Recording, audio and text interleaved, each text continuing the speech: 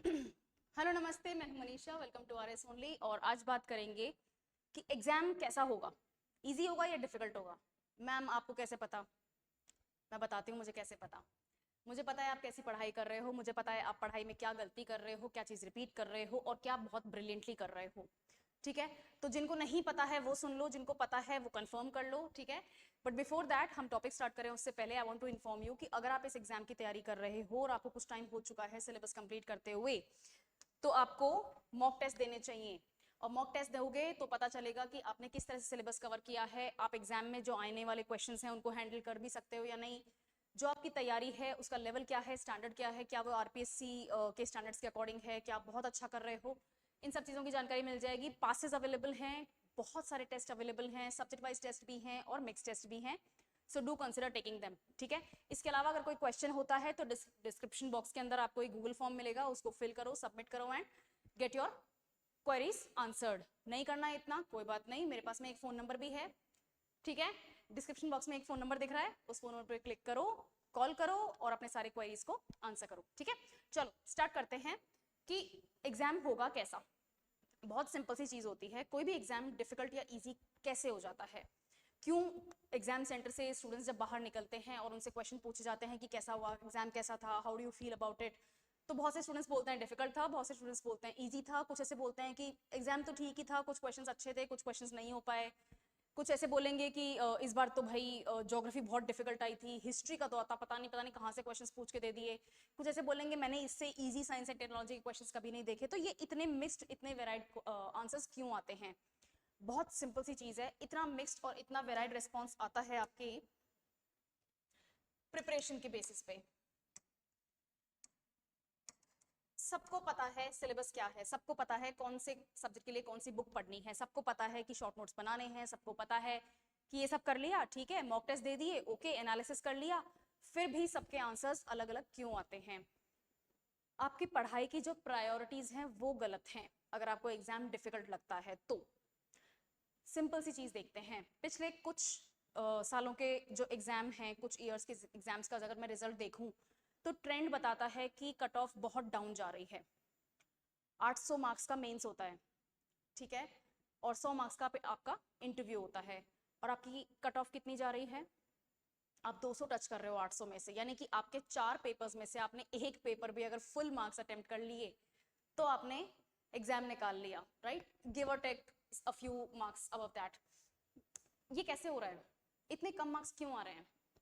Syllabus तो सबको पता है, 90% स्टूडेंट्स कोचिंग लेते हैं, चाहे यहाँ लो चाहे कहीं और लो, सब नोट्स बना रहे हैं, सब वीकली टेस्ट दे रहे हैं, एनालिसिस भी हो रहा है, टीचर्स के साथ में मेंटोरशिप भी अवेलेबल है, यहाँ तक कि गाइडेंस भी, फ्री गाइडेंस अवेलेबल है। For example I am guiding for the exam, तो यूट्यूब पे फ्री में ही तो देख रहे हो ना, मेरे को सुन रहे हो ना।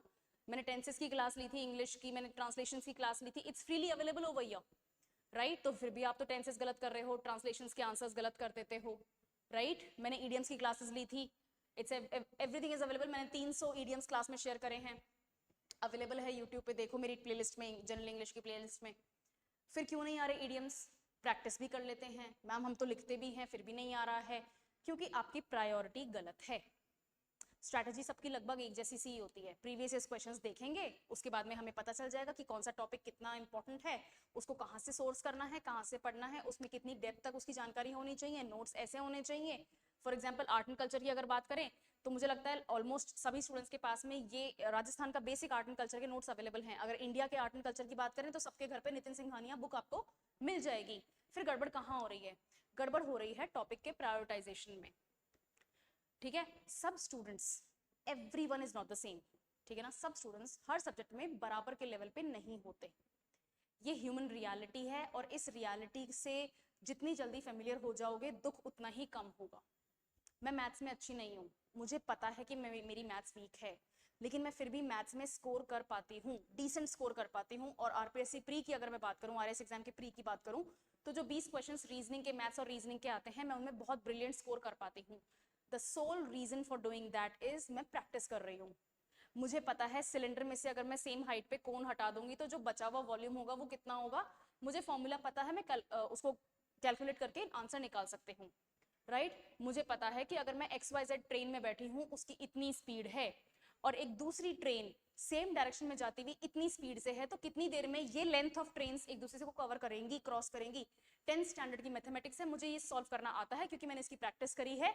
मुझे बहुत नफरत है इन क्वेश्चन से, लेकिन ये क्वेश्चन आते हैं, मैंने प्रैक्टिस करी है, अलग अलग वैल्यू डाल के निकाले हैं आंसर्स, मैं सही कर देती हूँ। मुझे पता है वेन डायग्राम का क्या मतलब होता है, मैं उसको सॉल्व कर सकती हूँ। I just don't like doing it because I hate it. Maths is not good for me, but इसका मतलब ये नहीं है कि मैं मैथ्स को छोड़ दूँ, वहां आप गलती कर जाते हैं। रीजनिंग एक ऐसा सब्जेक्ट है, हमने किसी भी कॉम्पिटिटिव एग्जाम को अटेम्प्ट करने से पहले या उसकी तैयारी करने से पहले कभी भी स्कूल में, कॉलेज में रीजनिंग नहीं पढ़ी। मैथमेटिक्स तो पढ़ी हुई है, इंग्लिश पढ़ी हुई है हमने, अगर आप ह्यूमैनिटीज के स्टूडेंट्स हैं तो English, history, geography, political science, public administration, ethics, sociology, ये सब, फिलोसफी हो गया, पबैड हो गया, ये सब आपने पढ़ा हुआ है, राइट। मोर और लेस, क्वांटिटी अच्छी हो चाहे बुरी हो, आपने पढ़ा हुआ है। बट रीजनिंग सबके लिए नया है। साइंस के स्टूडेंट्स ने साइंस पढ़ी हुई है, अगर हिस्ट्री, ज्योग्राफी की भी बात करूँ तो कम से कम 10th तक तो ये सब्जेक्ट्स उन्होंने भी पढ़े हुए हैं, राइट। लेकिन रीजनिंग सबके लिए नई है। ज्यादातर स्टूडेंट्स मैंने नोटिस किया है रीजनिंग से डरते हैं, मैम पता नहीं क्या पूछ रहे हैं। अरे बहुत ईजी है, बहुत ईजी है। 8 बच्चों के नाम दिए हुए हैं, वो एक सर्किल में बैठे हुए हैं और सर्किल के सेंटर को फेस कर रहे हैं। कौन किसके इमीडिएट राइट में बैठा है, कौन किसके फ्रंट में बैठा है, कौन किसके ऑल्टरनेट लेफ्ट में बैठा है, इस तरह के क्वेश्चंस आते हैं। सर्किल बनाओ, बच्चों के नाम लिखो, उनको प्लेस करो और आपका आंसर सीधे सीधा आ जाएगा। बारग्राफ कैलकुलेट करने हैं, सिंपल सी चीज है, जो बारग्राफ दिया हुआ है उसमें स्केल गिवन होगा, वो स्केल निकालो, उस स्केल से कैलकुलेट करना शुरू करो। पाई चार्ट गिवन है, पता है कि एक सर्किल जो है उसमें 360 डिग्रीज टोटल होता है, डिग्रीज के हिसाब से आप परसेंटेजेस कैलकुलेट करोगे, अपने आप आंसर्स आ जाएंगे। They are actually easy. गलती कहाँ कर रहे हो, रीजनिंग डिफिकल्ट क्यों लगती है, क्योंकि प्रैक्टिस नहीं कर रहे। अगर आप प्रिपरेशन में किसी भी तरीके से प्रैक्टिस की कमी छोड़ दोगे तो आपके मार्क्स कटेंगे, आपको एग्जाम डिफिकल्ट लगेगा। ये चीज हर सब्जेक्ट के साथ लागू होती है।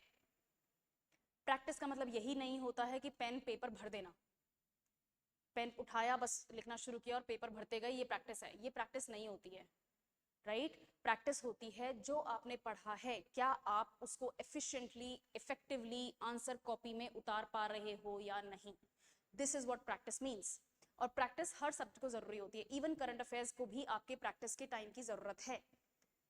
ठीक है, करंट अफेयर्स के नोट्स कैसे बना रहे हैं हम, न्यूज़पेपर पढ़ते हैं, रोज न्यूज़पेपर पढ़ते हैं, कोई रेलेवेंट न्यूज आती है उसकी हेडिंग निकालते हैं, उसके बारे में बेसिक फैक्ट्स लिखते हैं 4-5 पॉइंट्स में, न्यूज खत्म, आगे चलो नेक्स्ट न्यूज पे चलो। यही कर रहे हैं, कोई नहीं बैठ रहा है उन न्यूज के ऊपर डिस्कशन करने के लिए। क्यों करना है, ओपेड वगैरह पढ़ो, व्यू पॉइंट्स गैदर करो और अपना खुद का व्यू पॉइंट डेवलप करो। इंटरव्यू स्टेज में बहुत काम आता है, पेपर 3 में बहुत काम आएगा, आपके इंटरनेशनल रिलेशंस वाले जो सब्जेक्ट्स आएंगे, क्वेश्चंस आएंगे, उसमें बहुत काम आएगा।